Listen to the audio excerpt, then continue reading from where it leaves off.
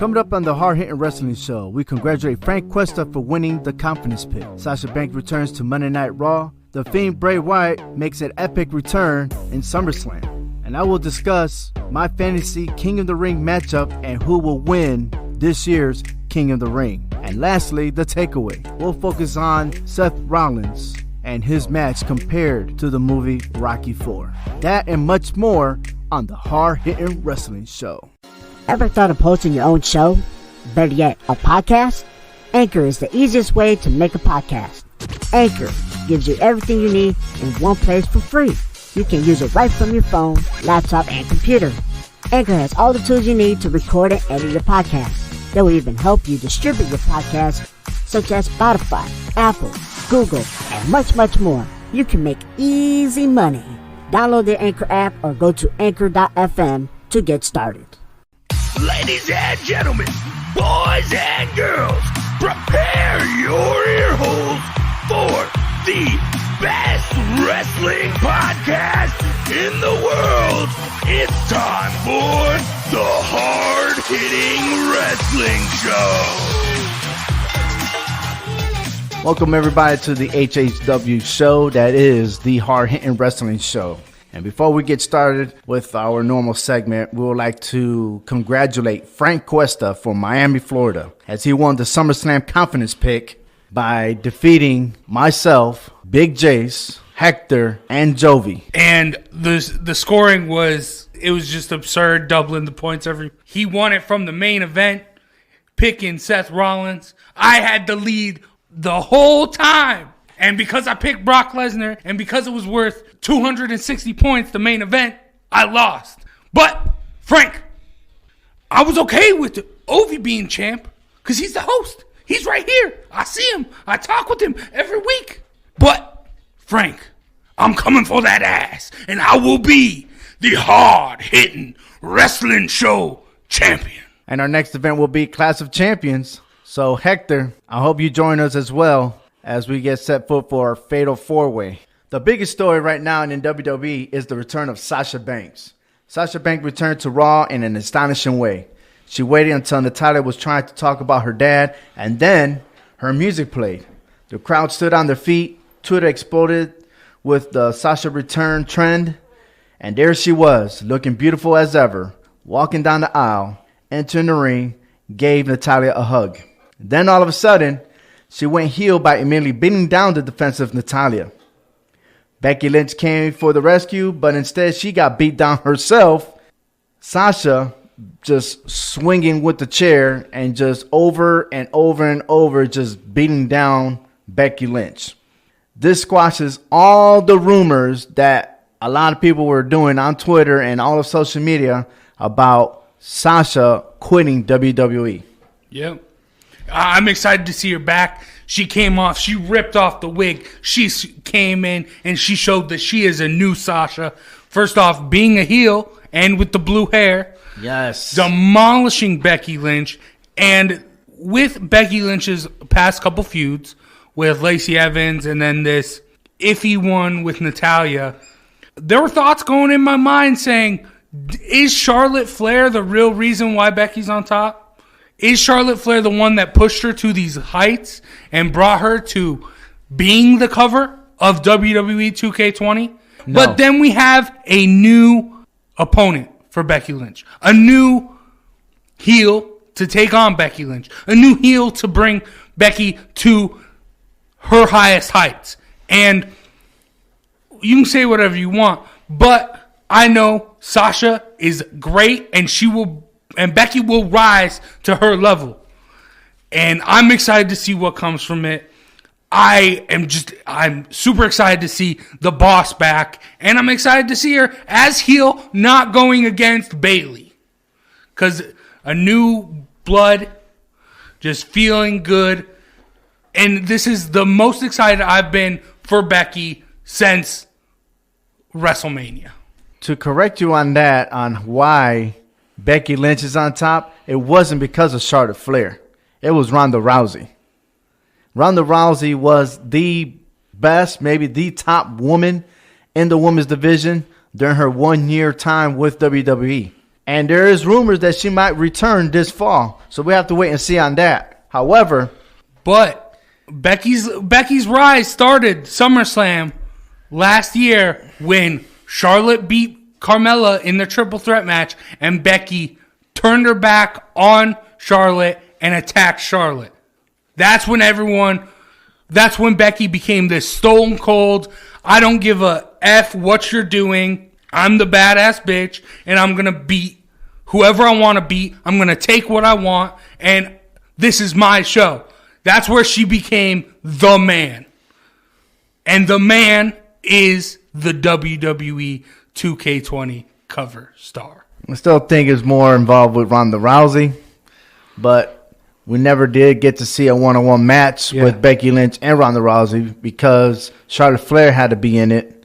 So she didn't want to be left out, and we see what happened in WrestleMania in the triple threat match. But going back to Sasha Banks, we needed that. Yeah. That gave the biggest boost for the women's division. Straight up. Yeah. The women's division was in a decline. We don't even know what's going on in SmackDown to see what direction they're at with Bayley. Yeah. Bayley is the WWE SmackDown Women's Champion, but there's nobody really competitive to even face her. Now, it was impossible for Sasha to come after Bayley. Yeah. They're bestest friends. They were the tag team champions. They had lost the title, and yes, Sasha was very upset that they lost the title. I was upset that they lost the title. I didn't think they needed to lose that title to the Iconics, but no disrespect to the Iconics, because at that time they were doing a great job. Yeah. But if I was to have chosen a tag team champion, it would have been Mandy Rose and Sonya Deville. Okay. But then they turn out to be botching things left and right. Yeah. Just like how they botched about trying to get the opportunity for a title, which they were talking about that should have never had happened. But it is what it is. So with Sasha Banks coming back, going after Becky Lynch and Natalya, it's just wait to see what's going to happen in Clash of Champions. Yeah. Now, it's not official, but it's aiming to where Sasha Banks will face Becky Lynch. And if that was to happen, it's not going to stop there. It's going to continue for the next couple of pay-per-views. Now, whether or not Natalya will be in the mix is the way to be seen. According to her message on Monday Night Raw that she has to get an MRI done. Excuse me.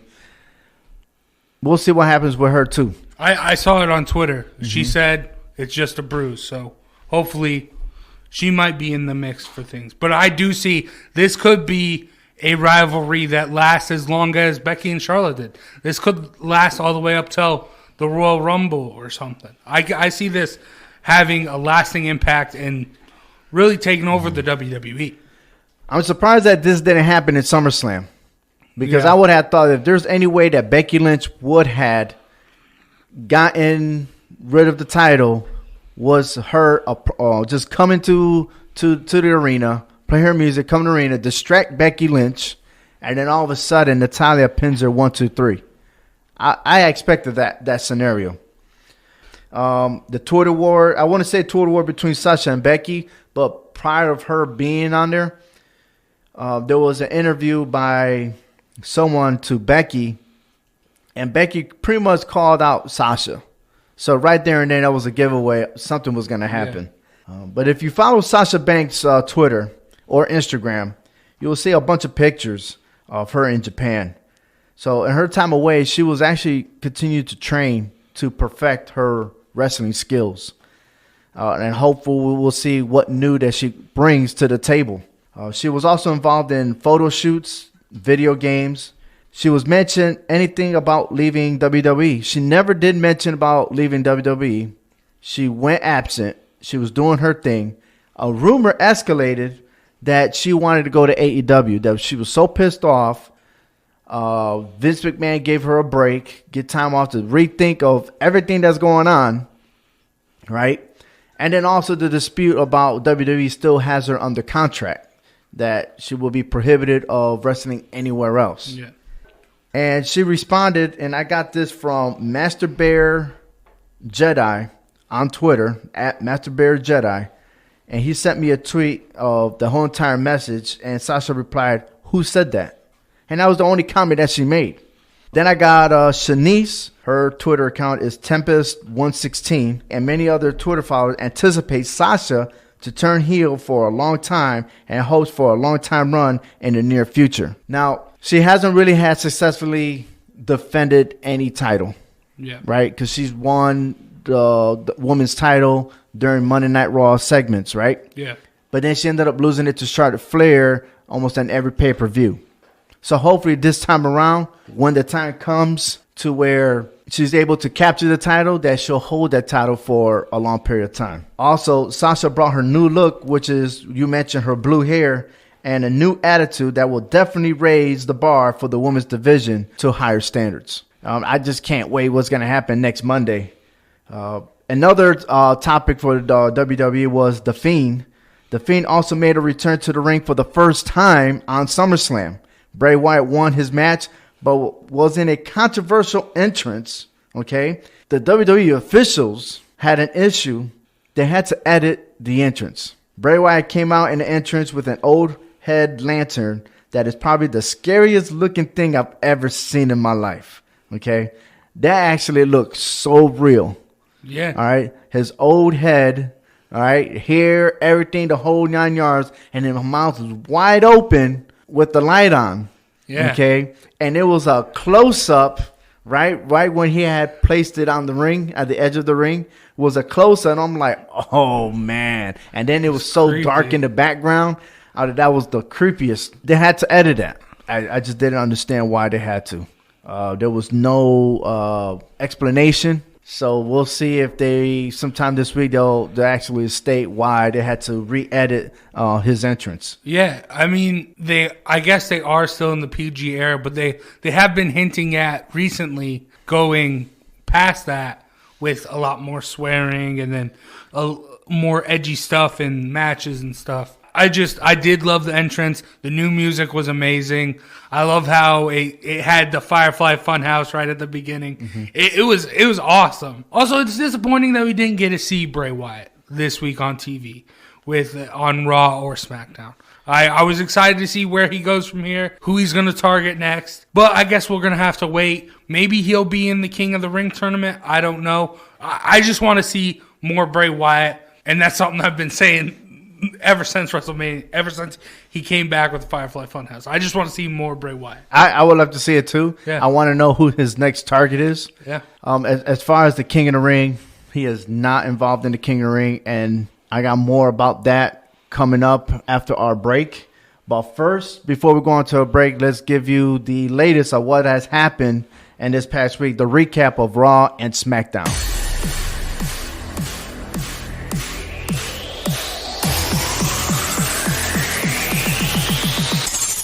On Raw, Sami Zayn's mouth got him in trouble as Samoa Joe put the coquina clutch on him. The Miz defeated Ziggler. However, it did not stop Ziggler from talking more trash as The Miz delivered a skull-crushing finale to silence him. Ricochet defeated Elias. Rey Mysterio was swept for the first time out of 2 out of 3 falls match by Andrade. Drew McIntyre defeated Cedric Alexander in an epic match. Alexa Bliss and Nikki Cross defended their tag team champions. The Viking Raiders, Robert Roode, The Revival, R-Truth, and Elias all won. However, Elias hammered R-Truth with the guitar and pinned R-Truth to win the 24/7 title. On SmackDown, Kevin Owens is fined $100,000 for hitting Elias, who was the referee enforcer. Roman Reigns defeated Buddy Murphy, where much respect is given to Buddy. It was an impressive contest. Charlotte Flair beat Ember Moon. Samoa Joe won against Kevin Owens as Elias, who was a special guest referee, cheated the 3 count. The Revival and Randy Orton came out victorious over the New Day. After the match, Randy Orton RKO'd all 3 members of the New Day and gave 2 more to Kofi Kingston. Hi, welcome back to the Hard Hittin Wrestling Show. The WWE King of the Ring tournament starts Monday, August 19 on Raw. We have our fantasy picks and who can possibly win the King of the Ring. Ricochet, Sami Zayn, Baron Corbin, The Miz, Cedric Alexander, Samoa Joe, Drew McIntyre, Cesaro, Kevin Owens, Apollo Crews, Ali, Buddy Murphy, Andrade, Shelton Benjamin, Elias, and Chad Cable. That's a solid list. So 16 wrestlers, okay? 8 from Raw, 8 from SmackDown. And as of right now, they're anticipating that the final for King of the Ring will take place in the Clash of Champions. Kevin Owens did say it right on Tuesday, was the fact that to be the winner of King of the Ring is an awesome resume, and that will reflect on someone making it to the Hall of Fame. So every person that's been the king has made it to the Hall of Fame. Well, I don't know if Sheamus and Wade Barrett are going to join that. Right, that's true. But however, this leads us to my first question. There's still issues going on between Kevin Owens and Shane McMahon. Shane McMahon giving him a $100,000 fine. Then all of a sudden he put him in a match with Samoa Joe. Will Kevin Owens win King of the Ring? Will he get that opportunity to even get one win in the tournament? I think he is the favorite. I'm a betting guy when it comes to sports, so I'd say he is the favorite if you are going to. The thing that just lingers in my mind is the World Cup. I think that Kevin Owens is going to get pretty far in it, but Shane McMahon will do something, whether it's Kevin Owens against Drew McIntyre or Kevin Owens against Elias. One of Shane McMahon's guys, Kevin Owens will beat. The Shane McMahon guy will knock off Kevin Owens. He'll injure him, and Shane McMahon will have to take Kevin Owens' place. And I think we might have there might be the possibility that Shane McMahon could be vying for King of the Ring. I hope not. I really don't. I'm not for it. I'm not for it either. I don't think. If that was a scenario, then forget it. Forget it. No. It's impossible for Shane McMahon to be in the King of the Ring tournament. No. The World Cup is just in the back of my mind, and what happened there. Well, I understand the World Cup because it happens every 4 years, and it seems like that is a pattern now for WWE to do it every 4 years, and I am for it. But as far as the participants concerned, it has to be somebody that's had an outstanding resume, someone that has accomplished the most, somebody that has done a lot inside the ring. And I did 2 charts on this. I went one head-to-head to see if anybody here had history. Now, if we look at it head-to-head, my favorite is Kevin Owens. Okay? He's the favorite. But if you want to talk about accomplishments, there's only one wrestler out of the 16 that has accomplished most than anybody in the wrestling community, and that is Samoa Joe. Yeah. So if I was to pick either or, it's either Kevin Owens and Samoa Joe. And guess what? On the accomplishments, okay, I have Kevin Owens and Samoa Joe in the finals. See, I like that. I've always been a big Samoa Joe guy. I love Samoa Joe. But the thing is with what the WWE does to him is he destroys these people. But when he's in an actual feud, he loses. So I don't see him actually getting an opportunity to become King of the Ring. I think Kevin Owens is a favorite. I do see there being some underhanded, dirty tactics going on with Shane McMahon and Kevin Owens. So I don't necessarily know if Kevin Owens is going to win. I think some names I think Drew McIntyre's a name that could come out. He needs a push. This Cedric Alexander beef he has right now is not good enough. This is going to turn him back into 3MB. Yeah, but this match that they had on Monday on Raw was an outstanding one for both. Yeah. For both. They brought it out. Yes. And that was the greatest chemistry I've seen since the feud started. So it's getting better and better. I don't think that Drew McIntyre is going to go backwards on this. If anything, is a good push for Cedric to move up. Remember, he's coming out of 205. Yeah. This is excellent. It really is. Is it a downfall for Drew McIntyre? No, I don't think so. I see it as a downfall, this feud that he's in, because it's not really that meaningful. There's no title implications on the line. There's nothing very meaningful. It's a couple matches here and there. WWE isn't spending a lot of time on the storytelling here. But who is Drew going to match up with when you already have AJ Styles, the United States champion, who is heel? Then you have Seth Rollins, who's a champion. Should Drew McIntyre go after Seth Rollins now? I think yes. I think that makes perfect sense. Or even building up to SummerSlam, he should have been in a better feud than Cedric Alexander when you had Roman Reigns and Braun Strowman not on the card. Those are two perfect opportunities for him. I do think he's going to win, as well as a couple dark horses, I think, that could make some noise in this tournament are the 205 Live guys. Buddy Murphy, he put on a phenomenal match against Roman Reigns. Mm-hmm. That's one of the best SmackDown matches in a while. Right. And then Cedric Alexander, he is putting on good matches with Drew McIntyre. And this is an opportunity for him to get a push and start getting in the title hunt, as well as Chad Gable. I want to see him succeed in this because he's been doing very good on 205 Live, and I just love his style of wrestling. I love him in the ring, but the WWE just doesn't. For some reason, when he's on the main roster, he doesn't get the respect he deserves, in my opinion. Here's the fantasy list that I projected that might happen, and it's based on how I voted on my top list of performers.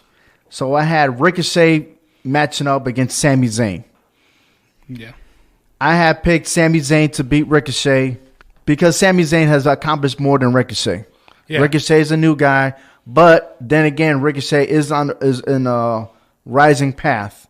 Okay, so we already know that Ricochet and AJ Styles, that feud is over. Okay, Baron Corbin and The Miz, I think that match is perfect if that was to happen. Okay, Baron Corbin will beat The Miz. Okay, Baron Corbin will come back from being absent. Really? Yes, and I'll tell you why. Baron Corbin has 14 signature moves. He only has one finishing move. Got it. He accomplished 5 things, but in the wrestling. But guess what? He's also was a pro football player. He was also a pro boxer. Okay, he is talented not only in the ring, but in other sports. Okay, this guy, he's a true athlete. Then you got The Miz. Yes, The Miz is an actor. He got celebrity. He got everything that's going on, even back when he was on MTV. Great, I got it. But The Miz, really, his matches have not been up to par. You know, so you're going against Dolph Ziggler. You have Miz TV. I got it. But you got Baron Corbin that just finished matching up with Seth Rollins for the WWE Universal title, and to come back on and just automatically lose? No, I'm sorry. It's not happening.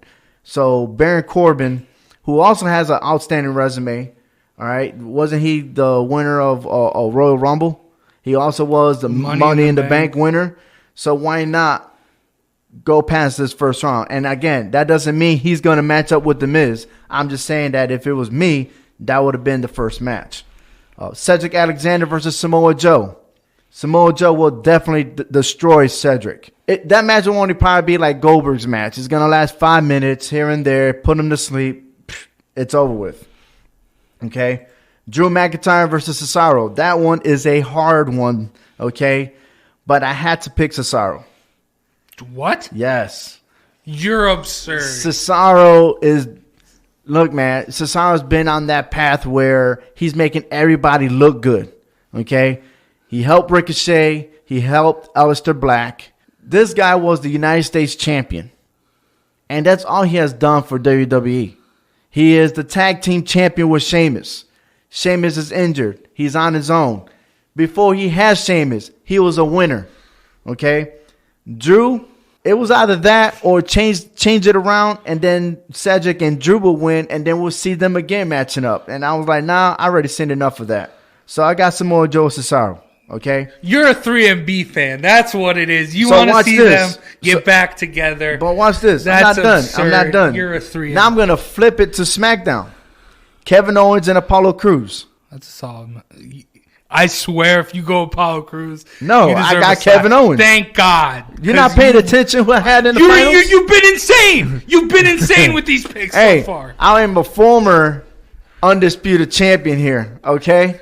Then I got Ali versus Buddy Murphy. Yes, after I seen that match with Roman Reigns, I was like, man, I see the sign of Buddy Murphy. But then I can't, leave out Ali. Ali's also a contention of maybe going for the Intercontinental Championship, which we still don't even know what's going on with Shinsuke Nakamura. Yeah. So I got Ali beating Buddy Murphy. Then I got Andrade versus Shelton Benjamin. They're trying to push Andrade to be all that, right? So he beats Rey Mysterio. Okay. But this is Shelton Benjamin. Now we're talking about accomplishments. Andrade is not ready to be the king of the WWE. So I got Shelton Benjamin winning. If you're looking at a TV's perspective, you might think that Andrade is going to win because it's automatic. I got it. But this is all about accomplishments here. Elias and Chad Gable. Chad. I picked Chad Gable. Elias is a 24/7 title holder. There has been no one that won King of the Ring to wear the crown and have the belt at the same time during the tournament. I looked it up through the past histories, and every time they had King of the Ring, the main event wasn't King of the Ring. The main event was for the World Heavyweight Championship. Yeah. So that goes to round 2. Sami Zayn versus Baron Corbin. Who you think was going to win, Sami Zayn or Baron Corbin? I don't think any of them are going to be in round 2. Well, they have to. Oh my God. So watch this, and don't worry. All this is posted on Twitter. Okay, Baron Corbin's going to beat Sami Zayn. Samoa Joe's going to beat Cesaro. All right. Then on the other side, you got Kevin Owens and Ali. Kevin Owens is going to win. Chad Gable is going to beat Shelton Benjamin. They were used to be tag team partners before, right? Chad is going to win. Chad, who is the Olympian champion too, by the way. So now I'm down with the final 4. Baron Corbin, Samoa Joe, Kevin Owens, and Chad Gable. And I have Samoa Joe versus Kevin Owens for the finals, to where Samoa Joe is king of the ring. And again, I don't know who is matching up. Nobody said anything about who's matching what in the first round. We don't know. We just got a bunch of lists. 8 people from Raw, 8 people from SmackDown. I made up this scenario, and my champion right now is Samoa Joe. Coming up next, we have the takeaway of Seth Rollins and the relations of Rocky IV. But before we get there, a special announcement for suicide prevention. Are you, or do you know, or met someone that tried to harm or kill themselves? Depression is a condition that can be managed with the help of a mental health professional. If you're thinking about suicide, are worried about a friend or a loved one, or would like emotional support, the Lifeline Network is available 24/7 across the United States. Visit suicidepreventionlifeline.org or call 1-800-273-8255 for more information. Talk to someone now. This is the last part of our episode called The Takeaway. Seth Rollins is now the WWE Universal Champion. What is so significant about winning the title was his performance. It reminded me of the movie Rocky IV, which was released on November 27, 1985. Before the match started, Drago, the Russian boxer, is introduced. The crowd was on his side. Then came Rocky, and the crowd became hostile. At the start of the fight, Rocky is being pounded over and over. Rocky demonstrated the do not quit attitude with his heavy training leading to the fight. Drago realized that Rocky wasn't human. Later in the rounds, Rocky gains momentum, and the crowd became unsettled with Drago, and it was on Rocky's side. At the end, Rocky wins with a knockout. Let's go to SummerSlam. Seth was booed going into the ring, and at the end, the crowd was chanting his name. Seth ended the match by countering the F5, delivered a super kick, and a stomp. The crowd was going roar, and they chanted, and they counted with the referee. 1, 2, 3. The moral of the story: when you put in the hard work, people will recognize and acknowledge your success. It's not about bragging on what you have done, say the things to people so they can believe in you. It's all about accomplishing your task or mission. A quote from the 16th President of the United States, Abraham Lincoln, and he stated, "Action speaks louder than words." Seth Rollins did that in the ring, and he defeated Brock Lesnar to become the 2-time Universal Champion. That is all for now. Thank you for listening to the Hard Hittin' Wrestling Show.